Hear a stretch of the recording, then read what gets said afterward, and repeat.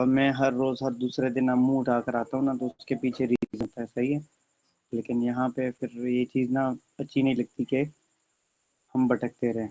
Anyways, come to the main topic and let me show you something.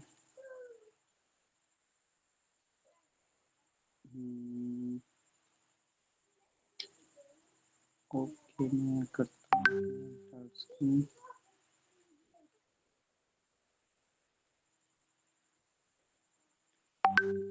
अच्छा जी। मैंने आप लोगों को ये कहा था कि इंट्रोडक्टिव पैराग्राफ जो फर्स्ट पैराग्राफ होता है वो आपने लिखना है। सही है, सेकंड पैराग्राफ आपने लिखना है।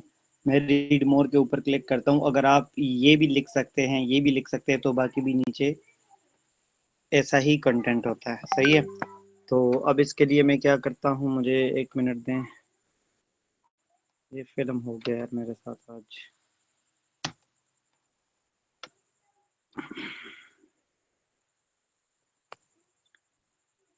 ये है मिनी डेंटल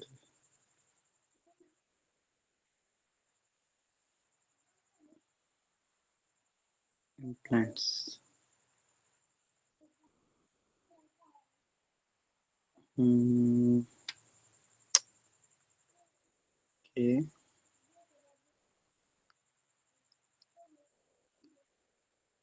ये और ये रहा स्टार्ट।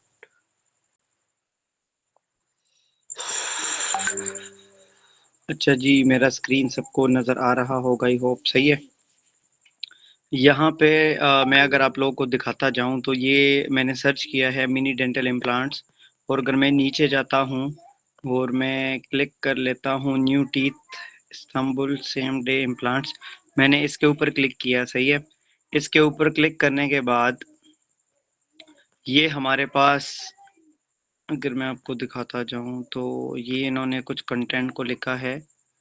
तो मैं इसको बैक करके चला जाता हूँ कोई इंफॉर्मेशनल कंटेंट के ऊपर, ताकि वहाँ से मैं आपको इजीली बता सकूँ कि भाई कंटेंट को रेफर किस तरीके से किया जाता है। सही है, मैं यहाँ पे जाता हूँ इसमें और इसको मैं करता हूँ डेस्कटॉप मोड।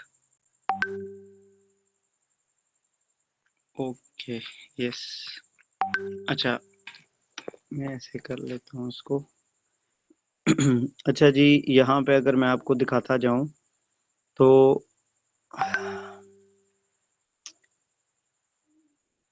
वो भी छोड़, मैं यहाँ पे जाता हूँ और लिख लेता हूँ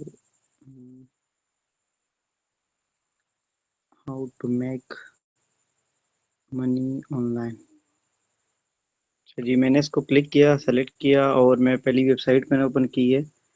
वेबसाइट को ओपन करने के बाद मैं इस कंटेंट का थोड़ा सा ना कोशिश कर रहा हूँ कि आप लोगों को स्ट्रक्चर बता दूँ।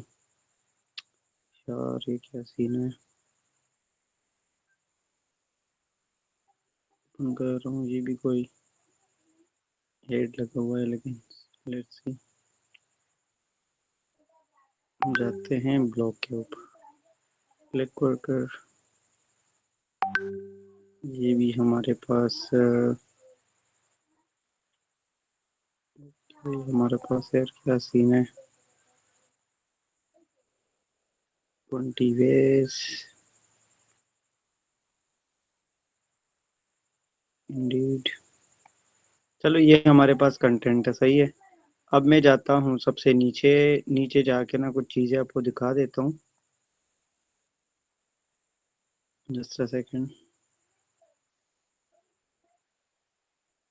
अच्छा जी, पहली चीज़ तो ये देखिए वीडियो। सही है, अगर इमेजिन करें कि अगर आपका कंटेंट ऐसा हो जिसके जिसके रिलेटेड कोई नेट के ऊपर वीडियो पड़ी हो, तो आप वो वीडियो भी इसके अंदर एम्बेड कर सकते हैं अपने कंटेंट की यूनिकनेस को, और ज़्यादा क्वालिटी कंटेंट को बनाने के लिए इसको हम वीडियो का भी यूज़ कर सकते हैं। सही है, उसके अलावा जो है यहाँ पे तो वो मुझे ये रहा फ्रीक्वेंटली आस्क्ड क्वेश्चन। सही है, जिसको हम एफएक्यूज बोलते हैं।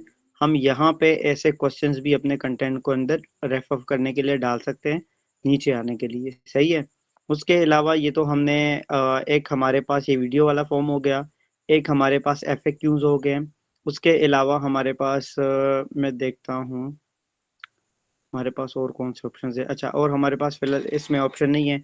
इसके अलावा हम अगर मिसाल के तौर पर किसी स्पेसिफिक हॉस्पिटल के बारे में लिख रहे हैं, ठीक है, तो उसके अंदर हम अबाउट का सेक्शन भी लगा सकते, जैसे कि अब है ना, rent out room in your home, इसके रिलेटेड हम इस यहाँ पे हम लिखेंगे अबाउट एक्स वाई जी। मिसाल अबाउट फॉर एग्जांपल एक हॉस्पिटल है, उसका नाम है ब्राइटन केयर, सही है। अब हम यहाँ पर लिख सकते हैं अबाउट ब्राइटन केयर, और उसके हवाले से हम थोड़ा सा यहाँ पे इंफॉर्मेशन दे सकते हैं। उसके अलावा हम कंक्लूजन या रिकमेंडेशन भी डाल सकते हैं, हम रेफरेंस भी दे सकते हैं। तो उसके लिए जाहिर सी बात है कि हमें रिसर्च करनी है, डिफरेंट तरीके से चेक करना है। जैसे कि मैंने आपको बताया कि एफएक्यूज आपके आर्टिकल के रिलेटेड या आपके टॉपिक के रिलेटेड जितने भी क्वेश्चन है उसमें आप 5 to 6 7 8 तक ऐड कर सकते हैं, अगर ज़्यादा ज़रूरी हो तो। मिसाल आप 5 भी कर सकते हो, 6 भी कर सकते हो, 7 भी कर सकते हो, सही है। ये आपने लाजमी जहन में रखना है। और ये आपने कब करना है, ये आपने कोशिश करनी है कि आपने सेकंड लास्ट इस पे रखना है। जैसे कि अबाउट वाला आप लिखेंगे, अबाउट के केस में अबाउट नहीं है, तो फिर आप इसको सेकंड लास्ट करेंगे, लास्ट में कंक्लूजन लिखेंगे, और कंक्लूजन के ऊपर ये वाला लिखेंगे फ्रीक्वेंटली आस्क्ड क्वेश्चन, सही है। तो अब अगर मिसाल के तौर पर हमने इतना ज़्यादा कंटेंट को देख लिया, मैं इसको वापस रिकॉर्ड मोड पे कर लेता हूँ। ओके, अब मिसाल के तौर पर हमने इसमें ये इंट्रोडक्टरी पैराग्राफ भी हमने देख लिया, और उसके अलावा जो है हमारे पास ये सेकंड पैराग्राफ भी कर लिया, तीसरा, चौथा, इसी तरीके से हमने स्टेप बाय स्टेप आना है, सही है। और स्टेप बाय स्टेप आके हम नीचे जाएंगे, और नीचे जाके फॉर एग्जांपल मैं यहाँ पे अगर आपको दिखाता जाऊँ ये नंबर्स के फ्रीक्वेंटली आस्क्ड क्वेश्चन, सही है। तो आपने एफ का नाम है एफ, सही है। तो एफएक्यूज भी आप यहाँ पे डाल सकते हैं। इसका मतलब ये होता है कि हम इसमें कंटेंट को ज़्यादा यूनिक बनाने के लिए और कंटेंट को ज़्यादा क्वालिटी कंटेंट को जनरेट करने के लिए, प्रोड्यूस करने के लिए हम इसका यूज़ करते हैं, सही है। This is a good approach. उसके अलावा हम एक वीडियो को, अगर हमें लगता हो कि यार ये वीडियो हमें नीचे ऐड करनी है, तो नीचे भी ऐड कर सकते हैं। वरना यहाँ पे ऊपर आप देखें, ये वाला क्वेश्चन अगर आप देखेंगे तो ये देखिए, ये आपको क्या नज़र आ रहा है, what experience do I need for remote work. तो इन्होंने क्या किया है, इन्होंने लिखा है सिंपली यहाँ पे, इन्होंने कुछ डिस्क्राइब भी किया है, और नीचे इन्होंने वो वीडियो भी लिंक की है, सही है। और नीचे इसका लिखा है कि शो ट्रांसक्रिप्ट। ट्रांसक्रिप्ट का मतलब ये होता है कि इस वीडियो के अंदर जितना भी कुछ इसने बताया है वो रिटन फॉर्म में नीचे भी लिखा है। जैसे फॉर एग्जांपल मैं वीडियो को प्ले करता हूँ, तो मुझे डायरेक्टली वीडियो में यही बताया जाएगा कि looking for a remote job, ये जो नीचे लिखा है ना, किधर गया वो, ये रहा, looking for a remote job you can get with little to no experience। मैं इसके ऊपर क्लिक कर रहा हूँ,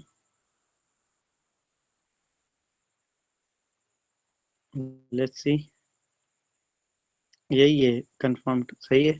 तो एनीवेज ये सिर्फ आपको आज बताना था कि आपने कंक्लूजन को भी ऐड करना है, कंक्लूजन के बाद आपने एफएक्यूज भी ऐड करने हैं।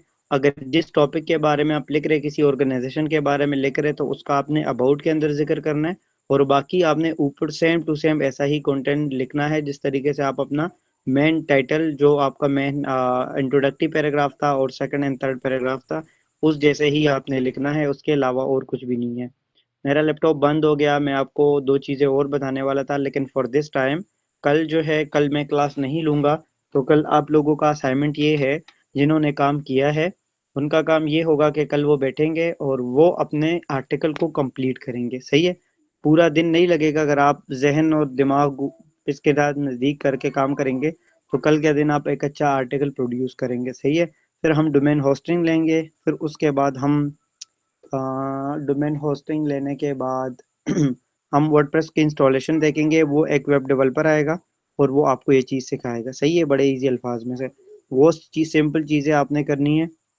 वो करने के बाद आप लोगों ने यही अपनी वेबसाइट के अंदर अपलोड करना है, और किस तरीके से अपलोड होगा, क्या तरीका कार होगी, वो सारी चीज़ स्टेप बाय स्टेप हम सीखेंगे, सही है।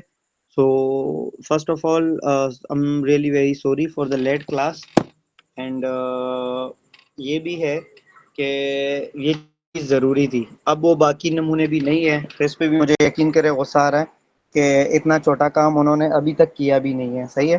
तो मेक श्योर के कल जो है, कल उनको भी बता दीजिएगा ग्रुप में, अपने दोस्तों को वगैरह जो भी है उनको बता दें कि कल आपका पहला आर्टिकल कंप्लीट होना चाहिए, सही है।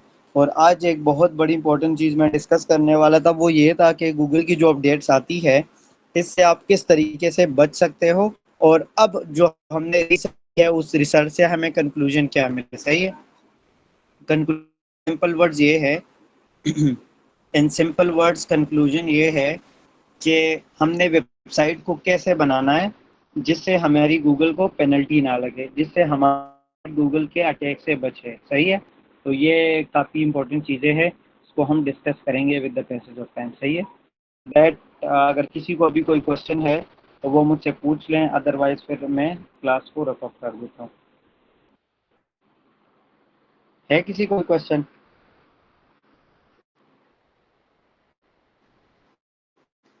सर कंटेंट शॉर्ट होना चाहिए या लॉन्ग? देखें, इसका तो मैं ये जवाब दे सकता हूँ, एक सोफे के अंदर एक बंदा हो, सही है, एक सोफा है और उसके अंदर एक बंदा बैठा हुआ हो, तो क्योंकि वो सोफे के अंदर एक ही बंदा बैठ सकता है, चलो मैं कहता हूँ दो बैठ जाओ, तो दो, अगर दो बिठाने की जगह हो तो दो बैठ जाएंगे। फिर अगर हम उसमें तीसरा बिठाएंगे तो जाहिर सी बात है वो चेयर टूट जाएगी।